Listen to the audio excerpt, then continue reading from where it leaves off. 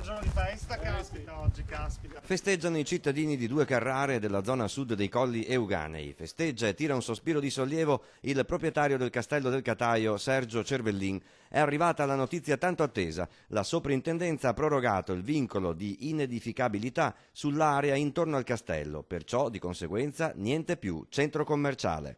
L'Italia si dimostra un paese che sa difendere la bellezza, questo è un valore ed è una gioia per tutti, quindi non solo per noi, che ovviamente siamo i primi in questo senso, ma per tutto il paese e un po' per tutti i cittadini. Io ho dormito molto poco in attesa del vincolo, sapevamo che sarebbe probabilmente arrivata oggi la risposta perché sapevamo che ieri c'era la riunione appunto del Consiglio e quindi è stata una notte travagliata, però sono con un buon esito, per cui siamo davvero molto felici, una bellissima giornata di primavera. Una giornata che evidenzia il primo stralcio di restauri al castello e di grande soddisfazione anche per i comitati popolari che da oltre un anno hanno battagliato per il no al centro commerciale. Questo dimostra che tutti i nostri sforzi, tutta la nostra mobilitazione è servita a qualcosa e il territorio è salvo e siamo veramente felici. Dobbiamo comunque ringraziare i soggetti politici, gli onorevoli che hanno fatto una battaglia all'interno del Parlamento e assieme al ministro Franceschini, comunque anche chi era all'opposizione come il senatore Endrizzi, l'assessorato della Regione Veneto. E da parte del proprietario del Cataio, Cervellin, un grazie particolare. Anche il vostro telegiornale è stato